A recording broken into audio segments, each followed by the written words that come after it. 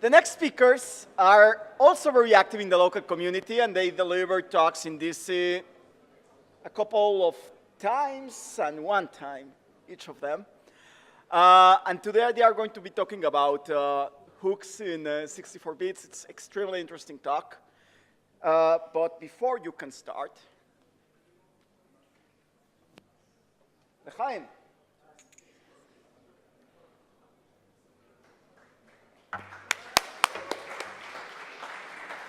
זה שלכם.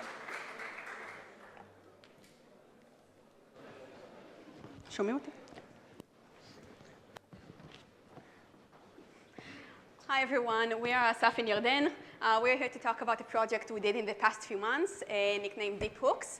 The purpose of this project is to monitor the native execution inside of WOW64 processes in order to gain some visibility into certain bypasses inside of such processes. So we'll start with a quick introduction.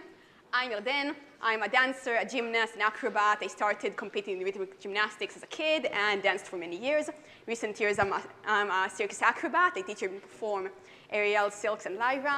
In my spare time, I'm a security researcher at SentinelOne, where I've done this project. With me here is Assaf, who is also a security researcher at SentinelOne, and I'll let him introduce himself. So hi everyone, I'm Assaf, and I'm a security researcher at SentinelOne.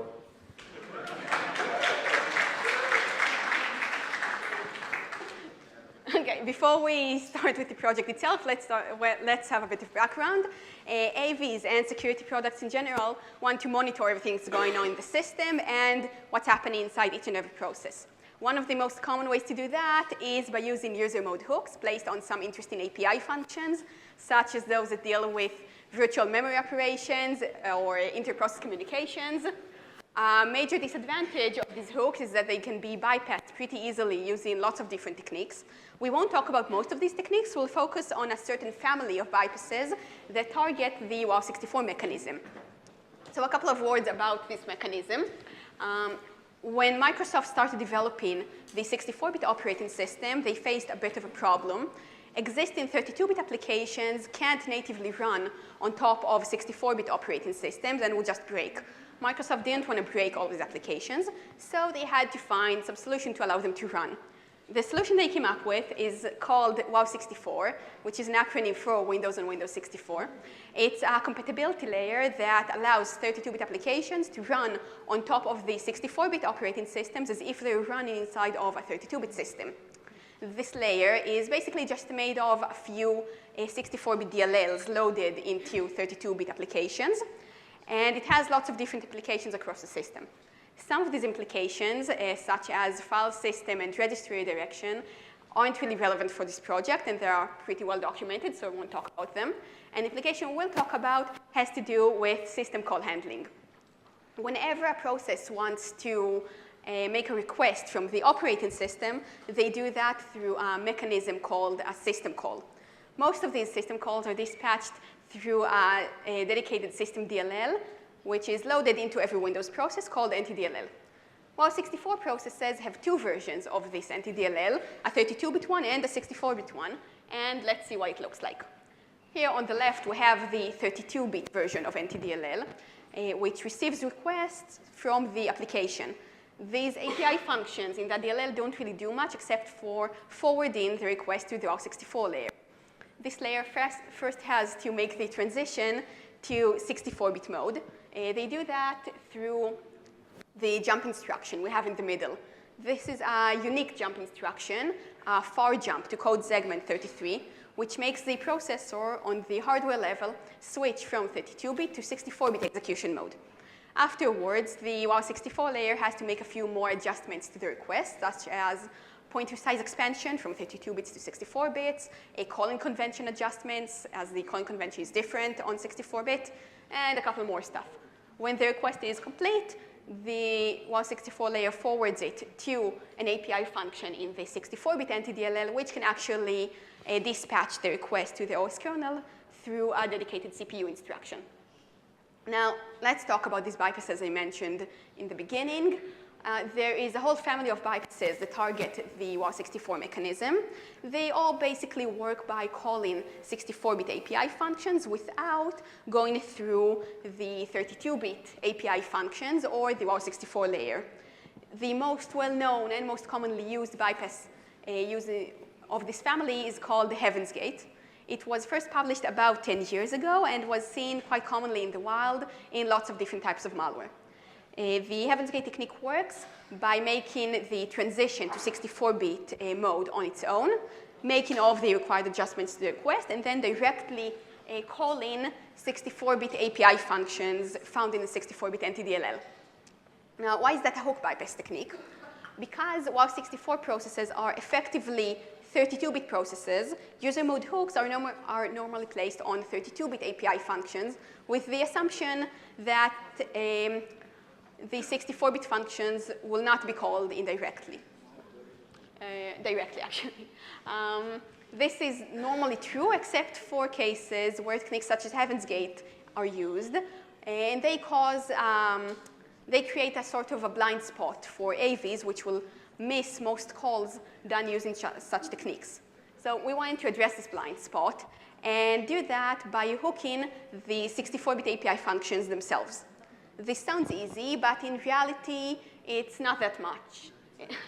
We first need to find a way to run our 64-bit code inside of WOW64 processes, which are effectively 32-bit processes. We'll do that by injecting our 64-bit DLL into these processes. Then we can't just inject any 64-bit DLL because 64-bit code faces lots of limitations inside of WOW64 processes. And eventually, we actually want to hook our API functions. So for that, we'll need a hooking engine that is actually capable of hooking 64-bit code in these processes. Now, we'll start with the injection. OK, so just like Yarden said, the first task that we must accomplish is finding an injection method which will allow us to run our own 64-bit code inside the context of the target process. So generally speaking, there are lots of different injection methods which are available at our disposal, but unfortunately, most of them are not going to be very beneficial to us, and the reason for that is that most injection techniques would only allow us to inject DLLs which has the same bitness as the target process. So that means either injecting 64-bit code into 64-bit processes or 32-bit code into 32-bit processes. And what we needed in the course of this research is something a little bit more unique, and is basically the ability to inject a 64-bit DLL into WOW64 processes, which just like Yarden said, they are effectively 32-bit processes. So not every injection method is capable of doing this. OK, in the course of this talk, we are going to describe 3 relatively known methods which are capable of injecting 64-bit DLLs into WOW64 processes. We will start with the relatively easy stuff and gradually work our way through to more complicated techniques. And we will conclude this part by talking about a technique called injection via APC. And we will see that while this technique works great on some of the older Windows platforms, it would probably break when you try to run it on more modern systems. So after we will get a firm understanding of why this failure happens, we will be able to present 2 new variations developed by us during the course of this research, which basically allows APC injection to function correctly, even on the latest release of Windows 10, for example. So let's start with the easy stuff. So the first technique we're going to talk about revolves around hijacking of a DLL named WOW64 log. This technique was discovered several years ago by a security researcher named Walid Assar, which I think he supports the BDS movement, but other than that, he's a pretty cool guy. So yeah. OK, so what is this DLL anyway? So whenever you launch a new WOW64 process in the system, an integral part of iets initialization phase will try to look up and load a 64-bit DLL named WOW64 log directly from the system32 directory. What happens is that this DLL is not shipped as part of the standard Windows installation, which makes us and many other security researchers believe that this DLL is actually only used internally by Microsoft in order to aid debugging or diagnostics of WOW64 applications. And in fact, we can leverage the fact that this DLL is not shipped in order to gain code injection. The way we do this is by simply creating our DLL, renaming it to WOW64 log, making it export a specific set of functions, and then just dropping it to the system32 directory. And once we have done so, our DLL will be like magically loaded into every WOW64 process in the system. Thus, we have gained our code injection. So overall, a really easy and straightforward DLL hijacking. Okay, the second technique we're going to talk about takes advantage of Heaven's Gate. So if you recall, not long ago, Yarden talked about Heaven's Gate and basically described it as a hook evasion technique, which is used mostly by malicious actors in order to bypass hooks inserted by security products. But reality is sometimes a little bit more complex than that, and there is usually a very fine line which separates malware from security products. And I think this is one of the cases in which the very same technique can be beneficial for the attacker as well as the defender. So with that in mind, let's see how an AV, for example, might benefit from Heaven's Gate. So what we should know is that every WOW64 process has in it two distinct image loaders. One implemented in the 32-bit NTDLL, which can only load additional 32-bit images, and another one implemented in the 64-bit NTDLL, which can only load additional 64-bit images. Now, for the sake of argument, let's assume that we already have 32-bit code running inside the target process. Again, if we are talking about a security solution such as an AV, this is a valid assumption which usually holds. So this 32-bit code normally can only access the 32-bit image loader, which isn't really getting us anywhere because we can't use it to load our desired 64-bit payload. But what this 32-bit code can do is to use techniques such as Heaven's Gate in order to transition itself into 64-bit mode. And once it's done so, it basically opens up the possibility of using the 64-bit loader. For example, by calling the 64-bit version of a function called LDR-LoadDLL. And we can use this function to load our desired payload. So to summarize, we are talking about a two-phase injection method here, in which in the first phase we inject a 32-bit DLL, use this DLL to transition into 64-bit mode, and then load our 64-bit, additional 64-bit DLL. Okay, the third and last injection method we are about to describe is something called injection via APC. So before we dive into all of the nitty-gritty details of how this injection is actually implemented, a couple of words about APCs in general are usually in place. So an APC is an acronym which stands for asynchronous procedure call, and it's basically a mechanism built into the Windows kernel which allows us to take a particular routine and then queue it to a thread of our choice. And what this mechanism guarantees is that at some point in the future, the target thread will stop whatever it is currently doing and execute our routine instead. So in Windows, APCs come in several flavors, and in the course of this talk, we are only going to describe one specific kind called user mode APCs. User mode APCs have some distinct characteristics to them. First and foremost, the code that is about going to run, the target of the APC, will run with user mode permissions, unlike kernel mode permissions. The second one is that the APC itself will only fire or trigger once the target thread enters something called an alertable wait state. That happens, for example, when the thread goes to sleep, waits for a synchronization object, something like that. The third key point to notice is that all user mode APCs are handled by one single function called KUserAPCDispatcher, which is exported from NTDLL. So this function will basically make several preparations and then will just forward the call to the real target of the APC, which the programmer intended to call. And APCs can be queued both from user mode and from kernel mode. We are going to use the kernel mode variation. So now let's talk about injection. So injection via APC is probably the most popular injection method used by AV solutions, as well by some intelligence agencies, as you can see. They basically do this by queuing an APC, which ultimately calls either LDR-LoadDLL or load library or one of its variants. And most of them use this technique to inject the DLL, which has the same bitness as the target process. But what we should keep in mind is that in WOW64 processes, APCs can run both 32-bit code or 64-bit code.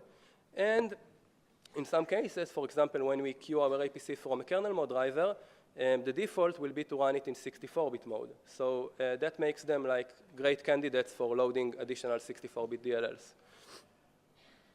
Okay, what we can see here is some kernel mode code which implements this technique, kernel mode injection of DLLs from a kernel mode driver. So several key takeaways from this slide. First of all, the target of the APC, the function which executes in the context of an APC, must conform to a standard prototype which was predefined by Microsoft. So as you can see, all of these functions must return void and receive 3 pointers as their input arguments. Now this raises the question, what happens if the function that I wish to call has a different prototype? So to overcome this problem, we use some sort of a trick, and the trick basically says that we use the first parameter, the normal context parameter, to pass in a user-defined structure, and inside the structure we can encapsulate both the address of the function that I really wish to call, as well as the values of all the parameters that I wish to forward into it. So in our case, because we are dealing with injectors, we are going to pass the address of the 64-bit version of LDR low DLL, as well as the name of the DLL that we wish to inject. So if you take a closer look at this function in its entirety, you can see that it basically just translates one function prototype into another. And this is the reason we chose to term it an adapter func. This is not an official terminology of any kind, but this is the term that we are going to use throughout the rest of the talk, so keep that in mind. Now, because the type of the APC we are using is a user mode APC, the adapter func itself must reside in memory which is accessible to user mode. In order to make sure it does, we first have to allocate a user mode buffer which is both executable as well as writable. And after we have done so, we can simply copy into this buffer the actual code bytes which comprise the adapter func. After we do this, we can simply initialize a user mode APC which points to the buffer we have allocated and queue it to the APC queue of the target thread. We can repeat this entire procedure for every newly created WOW64 thread in the system. And because we know that every thread empties its APC queue as part of a standard thread initialization, this basically guarantees that our DLL will be ultimately loaded into every WOW64 process in the system. So what we did is that we have taken the source code that I've just shown you, compiled it into a driver, loaded it into a Windows 7 system, and indeed, as you can see, the injection worked as planned. We have a 32-bit Notepad exe process, which loaded our 64-bit DLL. OK, so after some time, one of us said it would be like a good idea to test the same solution on some more recent Windows platforms. So we decided to test it on Windows 10, and then we got some very different results. What we found out is that most processes to which we tried to inject our DLL simply crashed. So after a little bit of probing on Twitter, we bumped into this tweet you can see here from Alex Ionesco. And from this tweet, we learned like two key facts. The first one is that he encountered probably the very same problem, just something like, I don't know, 2.5 years before us. And the second one is that the crash probably relates to CFG. So before we can start thinking about possible solutions to the problem, we first have to understand what CFG is, what are its implications on the system, and how it is related to WOW64.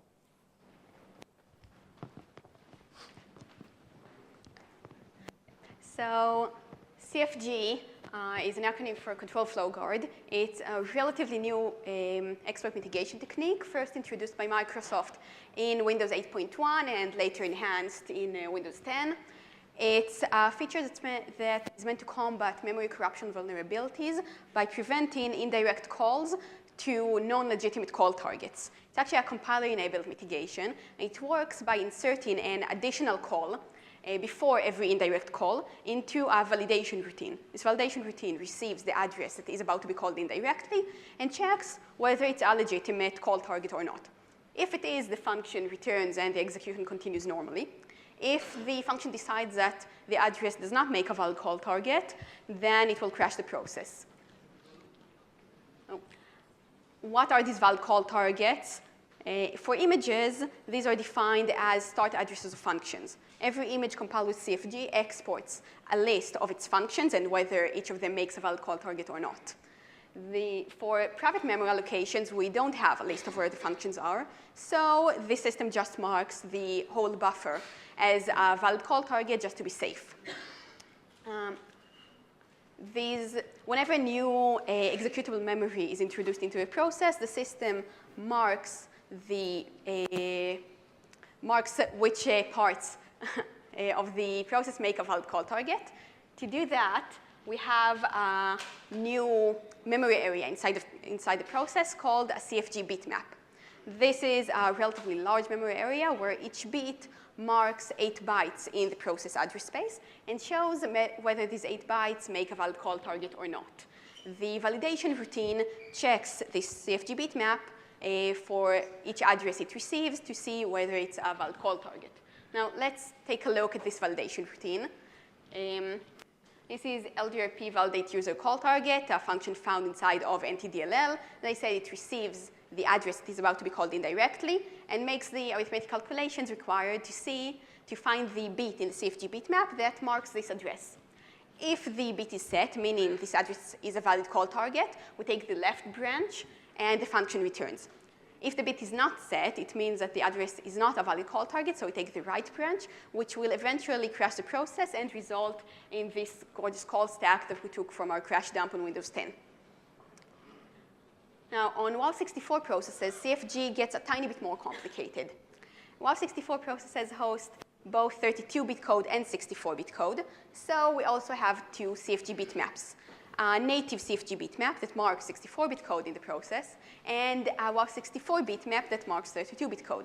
As you might remember, these processes also have two versions of NTDLL, a 32-bit and a 64-bit one, so this works nicely with the two CFG bitmaps. The validation routine in the 64-bit NTDLL checks addresses against the native bitmap, and the validation routine in the 32-bit NTDLL checks addresses against the WOW64 bitmap. A new executable memory introduced into these processes only gets marked in one of these two bitmaps. So how does the system make the decision of which bitmap to mark new addresses in? For that, we have the kernel function miselectcfg bitmap, which gets called whenever new executable memory is introduced. It chooses the correct CFG bitmap to mark this memory in based on a few simple checks. First, the process has to actually be a WOW64 process. If it's a native process, we should only have a single native CFG bitmap, so we'll always choose that one.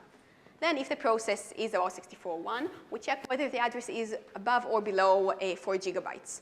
If the address is above 4 gigabytes, it will get marked in the native CFG bitmap, but that shouldn't happen very often because in WOW64 processes, the whole memory above 4 gigabytes is actually reserved and we can't allocate it or access it. So this check should almost always be true. Then the final check is whether this memory is a private memory location or a part of an image. If this segment parameter is null, meaning the memory is part of a private memory location, and in that case, it will always get marked in the WOW64 CFG bitmap. If this memory is part of an image, the function checks whether it's a 32-bit or a 64-bit image and chooses the bitmap accordingly. Now, how does that all relate to our problem? Our problem was that we tried to inject our DLL using an APC injector. We actually managed to queue our APC successfully to WOW64 processes, but we took a look at our crash dump and saw that we got to user APC dispatcher, the function that should dispatch our APC and call our APC target, but before it managed to call our adapter thunk, this function checked whether it's a valid or invalid call target, decided that it's an invalid call target, and crashed our processes. But why did that happen? As you might recall, we saw in miselectcfg bitmap that all private memory allocations below 4 gigabytes inside of WOW64 processes are marked in the WOW64 CFG bitmap. Now, the function that should handle our APC is the 64-bit user APC dispatcher found in 64-bit NTDLL. So our validation routine tested the address against the native CFG bitmap. Because our adapter thunk is marked in the WOW64 and not the native CFG bitmap, this caused our processes to crash. This seemed like a dead end, but we didn't want to give up on our APC injector just yet. We kind of liked it. So we tried looking for a solution to our problem. And in this case, I'll do what I usually do in such cases and ask Assaf to solve a problem. Thank you. OK, so in order to fix our APC injector, we must somehow make the adapter thunk occupy the native CFG bitmap. So we took another look at miselectcfg bitmap and started to see what we can do about it. So what we realized is that all we need to do is to make one of the subconditions inside the if statement evaluate to false. So at first, we decided to tackle the first subcondition because it seemed like the easiest one to manipulate. So the first subcondition actually checks whether or not the current process is a native 64-bit process. So it basically does this by probing the WOW64 process member of the relevant e-process structure. If this pointer is set to null, the kernel thinks the process is a native 64-bit process. Otherwise, it is treated as a WOW64 process.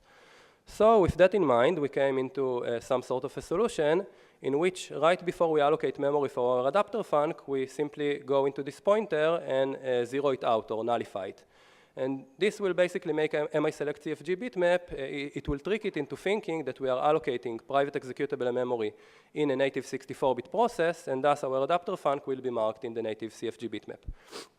Of course, that after memory for the adapter func has been allocated, we should restore the original value of this pointer, otherwise bad things might happen. So to summarize, this technique basically works by temporarily nativizing a WOW64 process, and while it does do the trick, it suffers from some serious downsides, mainly because the e-process structure that has to be modified is largely undocumented and changes often between Windows releases. So we try to look up for an alternative solution, and preferably one which doesn't require making modifications to undocumented kernel structures. So at this point, we decided to mentally zoom out and really rethink about our problem in the first place. So our problem is caused by the fact that our APC injector uses an adapter func. And we know that since the adapter func is a private memory allocation, it will be marked in the WOW64 CFG bitmap. Now, if you recall, the only reason we have an adapter func in the first place is basically to act as a middleman which just forwards call to the 64-bit version of LDR low DLL. And we know that the 64-bit version of LDR low DLL is marked in the native CFG bitmap. So this made us wonder, why do we need an adapter func at all? Or to put it in other words, why can't we just initialize our APC to call LDR low DLL directly? So on the surface of it, it looks like we have some sort of a problem. On the right-hand side, you can see the common function prototype, which is shared by all user mode APC routines. We have seen this one before. And like I said, all of these functions receive 3 pointers as their input arguments. And on the left-hand side, we can see the prototype of LDR low DLL, which happens to expect 4 arguments. So at the very least, we have here some sort of a function prototype inconsistency issue. So does this mean we have reached a dead end? Not yet. And what might actually work in our favor is the x64 calling convention.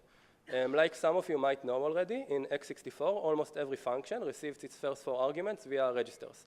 The first argument is passed in the RCX register, the second one in RDX, the third in R8, and the fourth one in R9. So that means that if we, for example, we initialize an APC which directly calls LDR low DLL, we will have direct control over the values of the first 3 arguments. Unfortunately, we won't have any direct control over the value of the 4th parameter, and what will happen is that by the time LDR low DLL will be called, whatever value happens to be loaded into R9 at this very moment will be interpreted as the missing, as the 4th so-called missing parameter. So now let's take a closer look at LDR low DLL and specifically at its 4th parameter. So as you can see, the 4th parameter is annotated as an output parameter, and basically it's a pointer to which the function will write the base address of the DLL that it has just loaded. And this actually makes things a little bit more complicated because it means that not any value loaded into R9 will suit our needs. More specifically, it means that R9 has to be a pointer to a writable memory location. And moreover, this memory location has to be some sort of a scratch space because we cannot overwrite important information in the process without risking crashing. So the million-dollar question is what value will be held by R9 by the time LDR low DLL gets called? So in order to answer this question, we had to perform some reverse engineering on K-user APC dispatcher.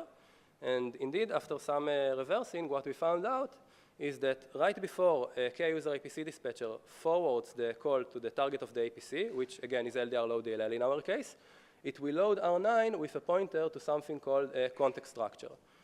So what is this context structure? It's basically a memory block which holds the CPU state that is about to be restored or resumed once the APC dispatching process has finished. Now, like we've said, LDR low DLL is going to interpret R9 as its 4th parameter, and this basically means it is going to overwrite the first 8 bytes of the structure with the base address of the DLL it is loaded. So generally, this doesn't sound like a very good idea because we are basically overwriting saved CPU state that is about to be resumed, so it doesn't sound like a good idea. But luckily for us, in x64, the first few members of every context structure don't actually hold members which are CPU related. As you can see, all these P1 home, P2 home, and so on are not really CPU related. And this basically means we can overwrite them safely because we know they won't be used later by NT-continue to actually restore the context. So to summarize what we found out, is that we can get rid of the adapter func entirely and just initialize our APC to point to LDR low DLL. So we have modified our APC injector accordingly, compiled it into a driver, tested it this time on a Windows 10 machine. And as you can see here, this time it worked. We managed to inject our 64-bit DLL to a WOW64 process, which is CFG aware.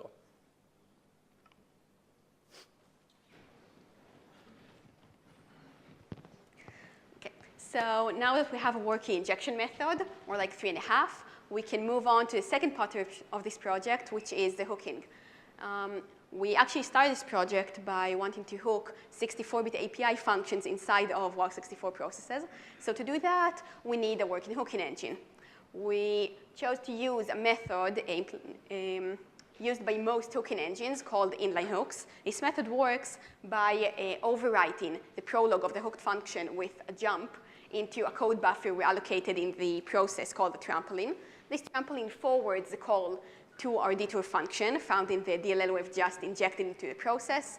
This detour function can basically do whatever we want it to do and will at some point call back into a trampoline.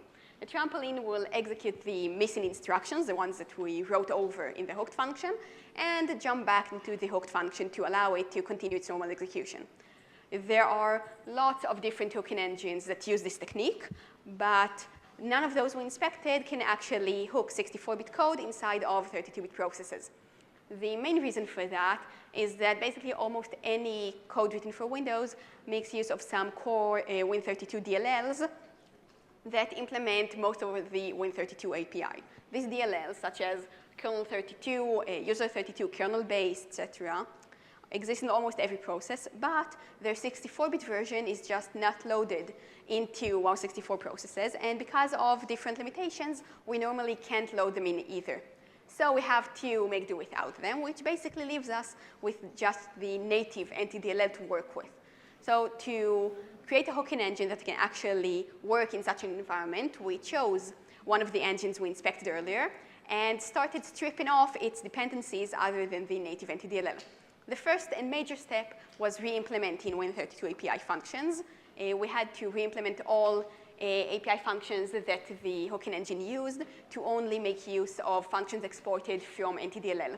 Most of these were pretty easy. For example, here we have our implementation of virtual protect, which is basically just a forwarder to anti-protect virtual memory exported from anti-DLL, which means we can use it. So most of our implementations looked something like this. Some were a bit more complicated, and then we had to either reverse engineer the missing DLLs or go to the React-away sources and do whatever they did.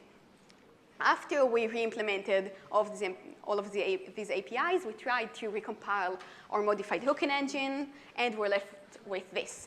This list of errors looks kind of threatening, but most of these just required slight configuration changes to a project, like disabling some runtime checks and stuff implemented in CRT.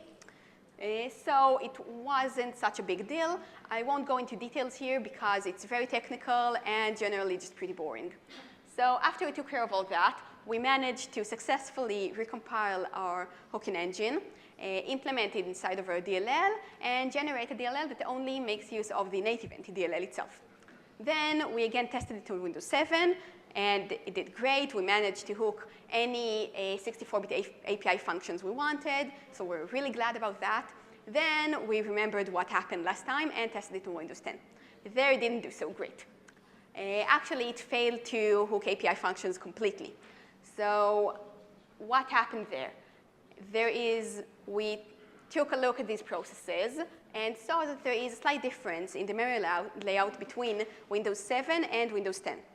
As you might remember, on Windows 7, in WOW64 processes, the whole memory above 4 GB is reserved, and we can't allocate or access it. This means that all of the DLLs or all of our code is all found below the 4 GB boundary. On Windows 10, however, this looks almost identical, but the native anti-DLL, which we want to hook, was actually moved to a much higher address, way above the 4 GB boundary. Other than that, the rest of the memory above 4 GB is still reserved, so we can't use it. Why is that a problem? Because the jump instruction that we use to overwrite the hooked function in order to jump into a trampoline is a relative jump, which receives a 4-byte offset, meaning it can pass a distance of up to 2 gigabytes from the hooked function into our trampoline. On Windows 7, that's fine. We can just allocate our trampoline right next to the native NTDLL, and we need to pass a distance of much less than 2 gigabytes. On Windows 10, we can't allocate our trampoline next to the native NTDLL since this memory is reserved, and our trampoline will always be allocated below 4 gigabytes. Since the total address space of 64-bit processes is 128 terabytes, this means that we should have a distance of way more than 2 gigabytes to pass. So our relative jump instruction is just not good enough and would fail on all WOW64 processes or Windows 8.1 and 10. So we had to replace it with a different instruction, preferably one that can jump into an absolute 64-bit address. Okay, so at this point, we just compiled the list of alternative branching instructions with the generous help from Gil Dabach, of course. So let's just go over them one by one and see what might fit and what not. So the first option is actually the relative jump, which is already in use by most hooking engines. So just like Yarden said, it works on a D-word size operand, which means it can only pass a distance of up to 2 gigabytes in every direction. And like she said, 2 gigabytes are simply not enough for us. We need to pass a much greater distance. So we had to discard this option almost immediately. The next two options work by loading a register with a 64-bit absolute address, either by loading it with an immediate value or by reference to a memory location, and then branching to the address held by the register. And while these two are both perfectly valid solutions, they suffer from the same problem. They both dirty up a register, which kind of makes things a little bit more complicated. So we wanted to keep things as simple as possible, so we had to give up on these two as well. The fourth option is actually quite interesting because it doesn't use the jump instruction. Instead, it builds an address onto the stack in two distinct phases and then just returns to it. Again, for the first iteration, it seems a little bit complicated, so we put this aside. And a quick spoiler alert, we will probably get back into this later. So for the first iteration, this just left us with the final option, which takes advantage of an addressing mode called RIP relative addressing, and basically just branches to the 64-bit absolute address, which immediately follows the jump instruction in memory. So we have modified our hooking engine accordingly, bundled it into a DLL, injected it, and what we saw this time is that while this solution works perfectly on Windows 10, it simply failed to create the hooks on older platforms, such as Windows 7. So to get into the root cause of this, we took like an NTDLL version from Windows 7, NTDLL version from Windows 10, and decided to do some sort of a binary diffing and see if there is anything suspicious that pops up. And what we found out is that in Windows 10, all functions to which we wish to apply our hooks are significantly longer than their Windows 7 counterparts. So why is this a problem? Because what I haven't told you is that the branching sequence that we decided to use is actually quite long. Its binary encoding is something like 14 bytes. And what happens in Windows 7, for example, the functions are simply not long enough. We don't have enough bytes to overwrite. So this kind of took us back to the drawing board. So at this point, we decided to take a closer look at the fourth option, the one which works by building an address onto the stack. So as you can see here, this option is actually comprised out of three distinct instructions. We first have the push instruction, which builds the lower D-word of the address. It is then followed by a move instruction, which builds the high-order D-word of the address. And it then concludes with a ret instruction, which just pops up an 8-byte value from the stack and branches to it. So in its current form, this sequence is, again, too long for us. It's actually longer. It takes up 16 bytes, if I recall correctly. And we try to think, how can we optimize this sequence? So after a little bit of trial and error, we found out that we can get rid of the move instruction entirely and still be left with a working solution. So let's understand why is this possible. So like we have said several times during the course of this talk, in WOW64 applications, we normally can't allocate memory above the 4 gigabyte boundary because most of the address space there is simply reserved. And because the trampoline is itself a private memory allocation, it will always be below that line. Now, if we take a look at the 64-bit absolute address, which again is below that line, we can see that its high-order D-word will always be zeroed out. And what works in our favor is x64 assembly, Because when you do a push on a 32-bit immediate value, what will actually happen is that the CPU will push an 8-byte value onto the stack, because the stack always has to remain 8-byte aligned, and the high-order D word will be zeroed out by default. So this is exactly what we need, and after we get rid of the move instruction, we are left with a much shorter sequence, which only takes up 6 bytes, and this kind of makes this solution a universal solution because it will work on all Windows platforms starting from Windows 7 up to and including Windows 10. So again, we have modified our hooking engine, compiled it into a DLL, injected it, and this time it just worked. And if you, for example, disassemble one of the prologues of a hooked function, you can see something like this, a push, which is followed by a ret.